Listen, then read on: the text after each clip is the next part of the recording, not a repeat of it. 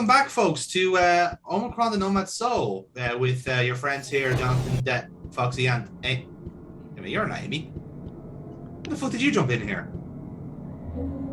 Are you the Nomad Soul?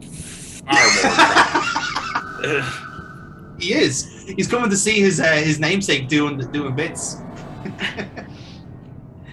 I'm kind of eager to get back into this because through Humming and Hawn, I only got to kind of sit through a few hours of this one originally. Yes.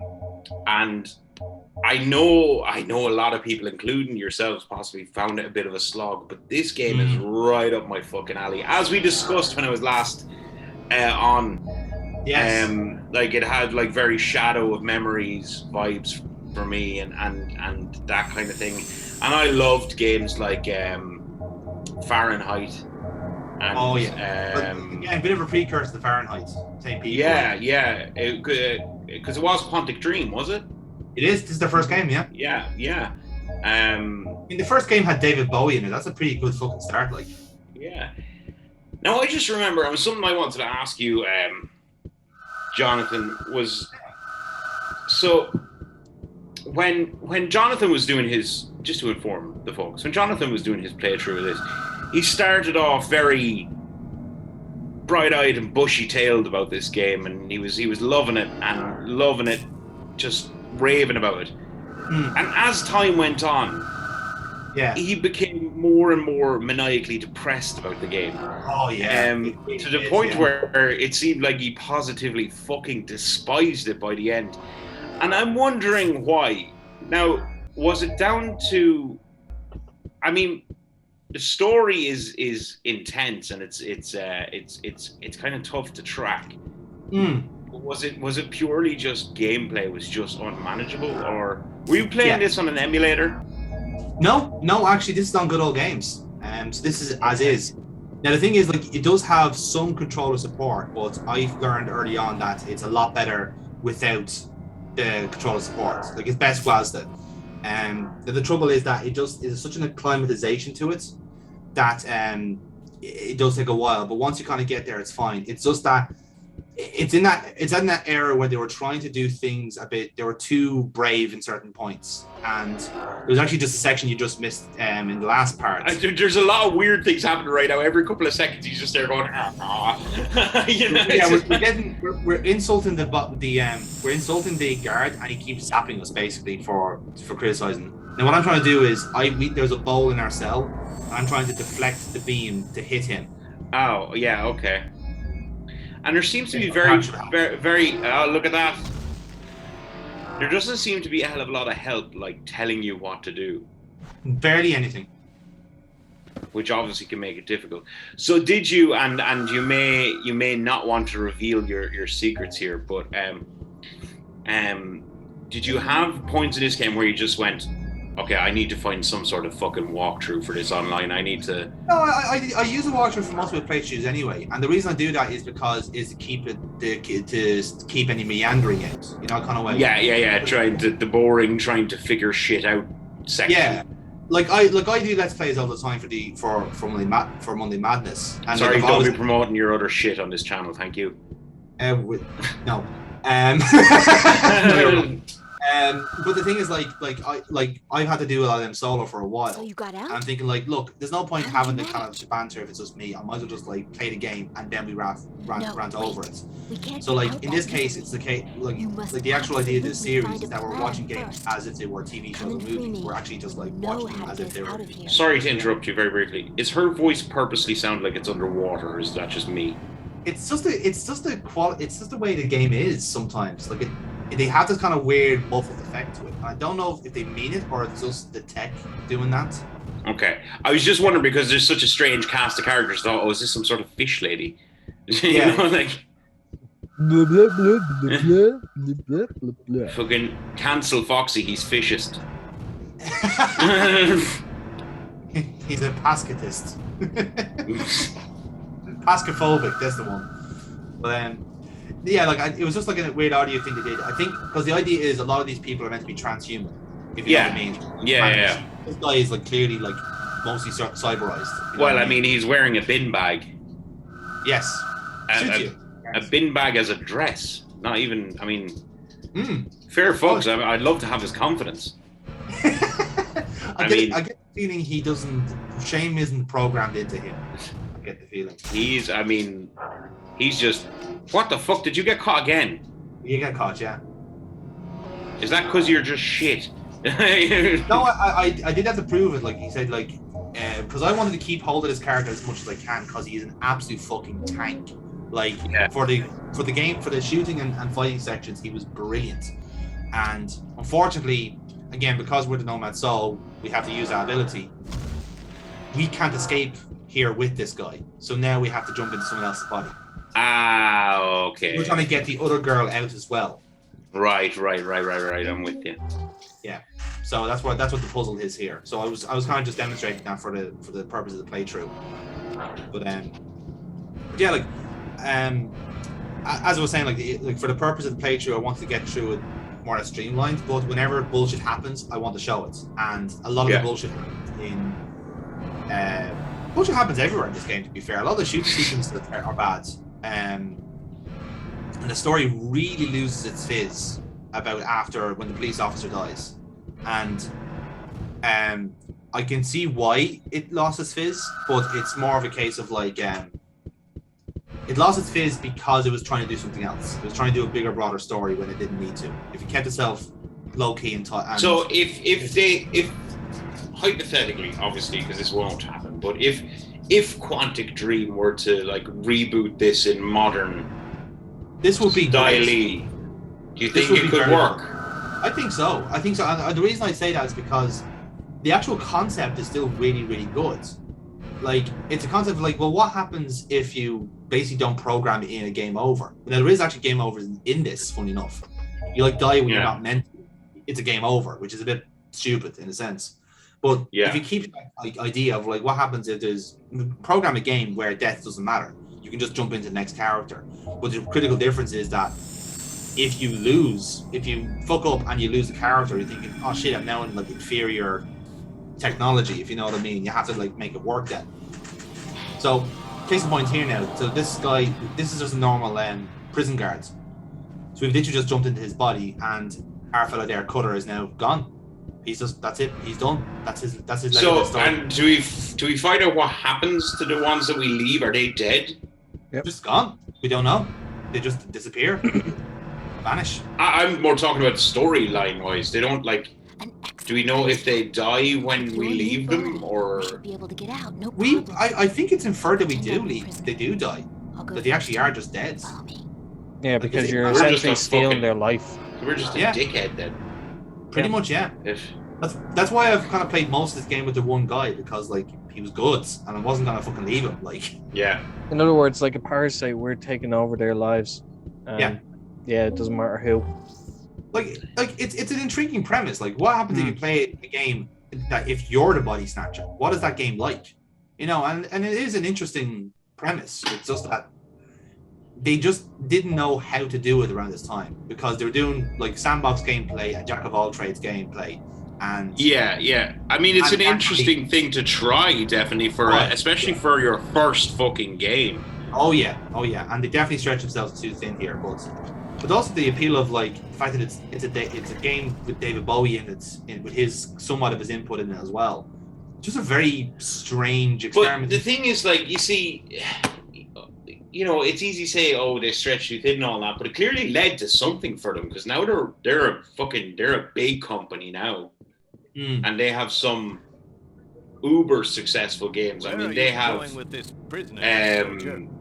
Heavy Rain was probably their biggest triumph, I'd say. Beyond Two Souls was big, but it wasn't as big as Heavy Rain, to be fair. Yeah. What else did they have? Detroit Become Human was their latest one. Oh, that was the latest one. That was very, very big too. That was great. Did you? I actually really enjoyed that game. I've yet to play it. I got burned. It's it's honestly really good. Very much in the same line of Heavy Rain. Yes.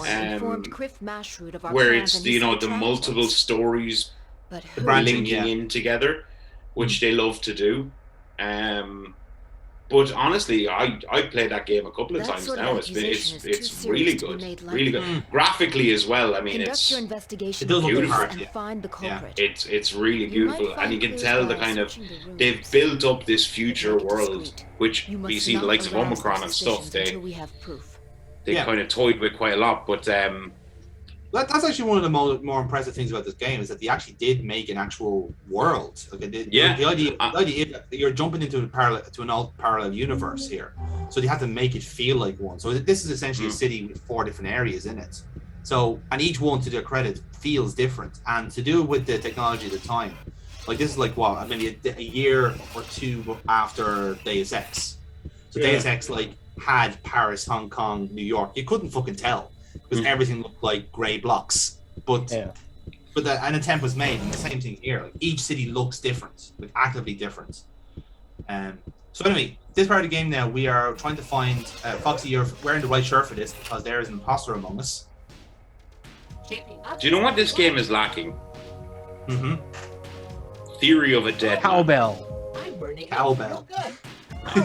Theory of a dead man. Oh, Dennis, wait. That's what's lacking. I remember the day when I went to Santa Monica. It's in the hat, man. It's gonna come out eventually. Good gracious. Man, that game. Fuck me. Talk about it starts off so fucking normal, and then it just goes off the cliff, and you're like, "What the fuck happened there?" Suddenly he's the fucking one, and it's like, Not even that though. Like, I think it'll be the only game that will live on both my favorite game list and my hated game list. I agree. I understand exactly what you're saying, and I agree completely with it. 2 minutes. A weird, blocky, interactive sex scene is just fantastic. Wild Theory of a Dead Man plays. Wild Theory of a Dead Man plays in the background, which, geez, Theory of a Dead Man must have gotten a nice little payday out of that, because they're like on the soundtrack.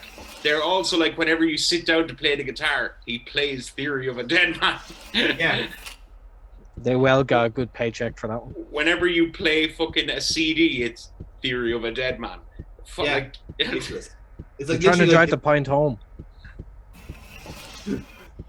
It's not even that though. It's like literally it's established as the main character just only listens to one band, but there's other characters who listen to like genres, and it's like wow, he really is a one-dimensional character deliberately. It's great.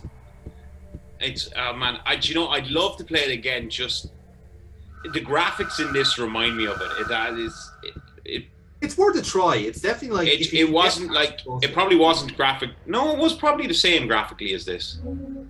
Fahrenheit. Yeah. Oh, a lot better. But yeah, they weren't as blocky, but the faces looked very similar. Yeah, the same engine. The same engine. They scale, and but they weren't as blocky walking around. They looked more human. Yeah. Definitely the same engine, because they still had the elements of the platforming and the fighting and so forth. They took the shooting out completely for Fahrenheit.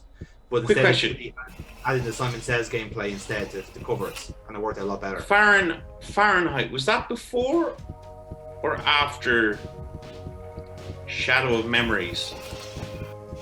Before whatever other version you called it. You know the way it has 2 names, but you know the game I'm talking about. I think they were released around the same time. I think they were both 2005. Because if I remember correctly, Shadow of Memories looked beautiful in comparison to Fahrenheit. It looked way better. Yeah, but of course it would do, because like there wasn't much gameplay wise. It was essentially a point-and-click adventure in 3D. It kind of was, wasn't it? Our fucking Sensei is dead. Shit. No, Sensei. So this guy, basically, when you see him normally, like he basically like floats around, and he tries to like contact a guy called Not any fucking more. All dead, yeah. But he was like someone who was able to like kind of foresee the future and shit. Are we going to get blamed on the murder? Wait, he could see the future. Could he not? Could he not see? I can see the future. Could he not see he was going to get murdered? Probably not. No.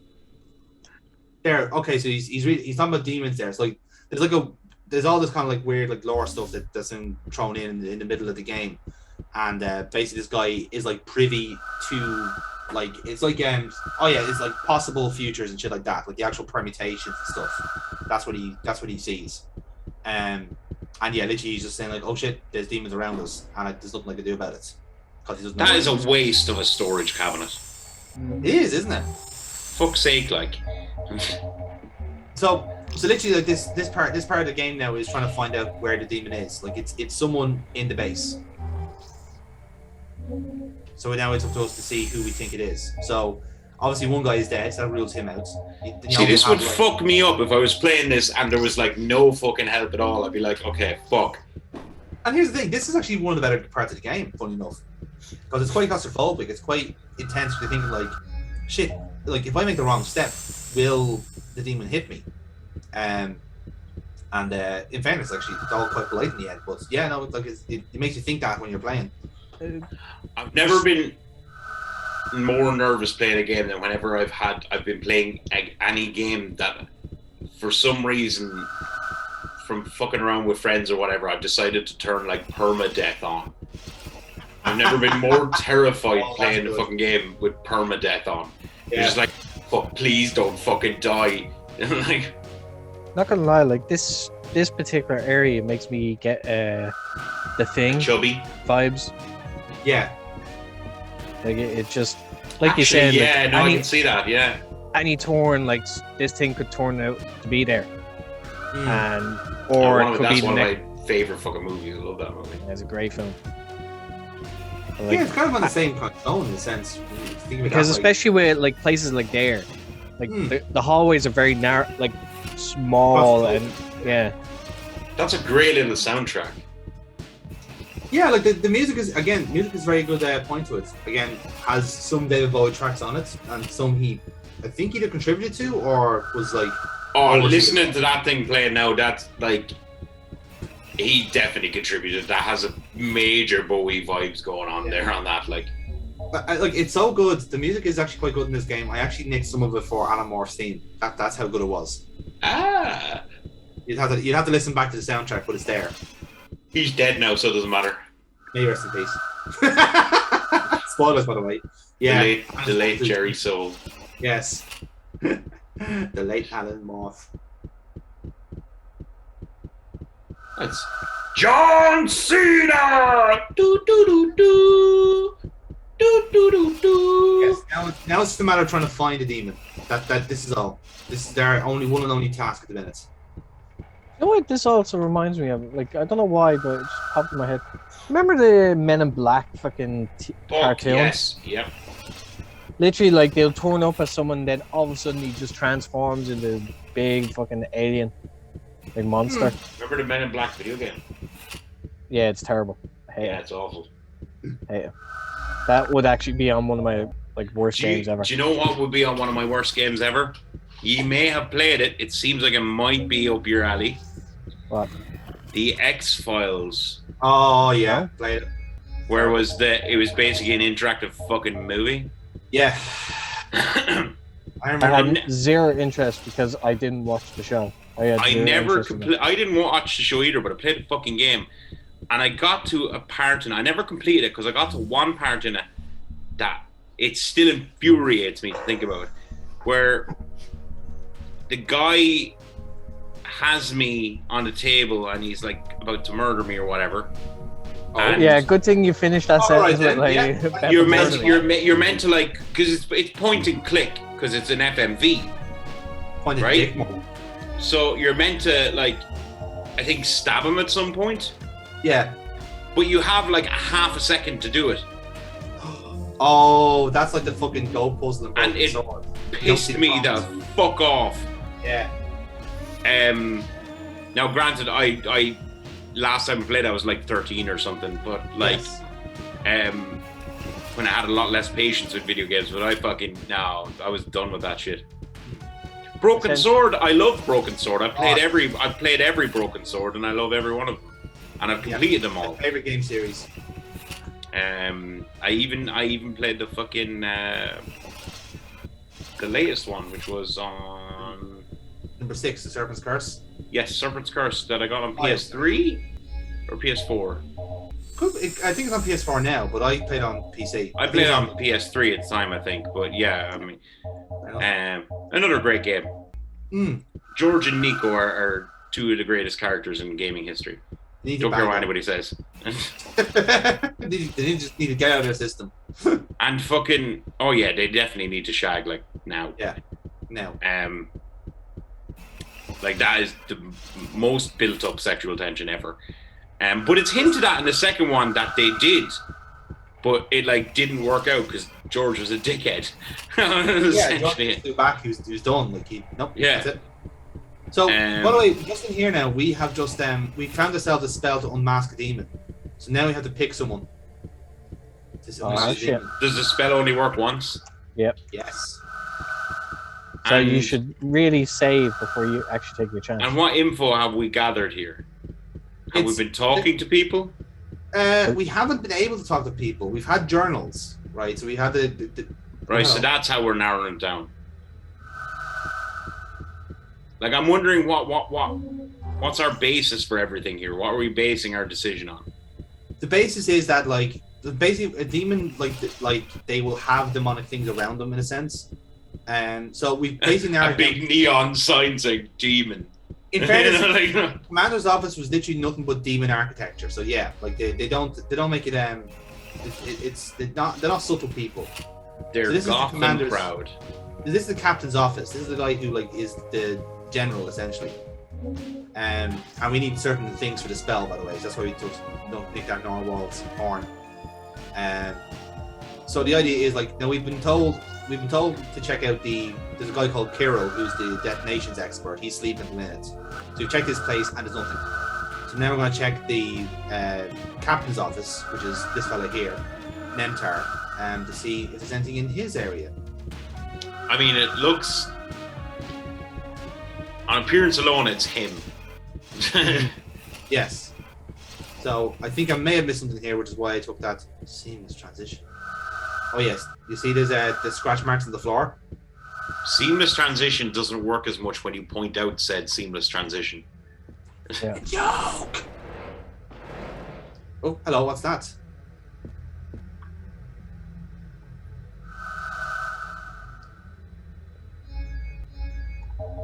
I love the access to the menu.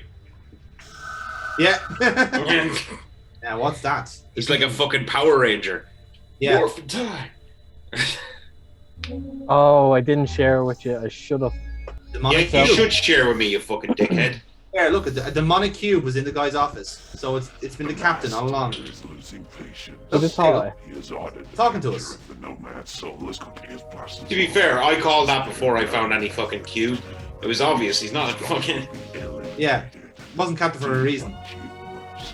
It's like a fucking Nazi putting up swastikas and going, they'll never know I'm a Nazi. You know.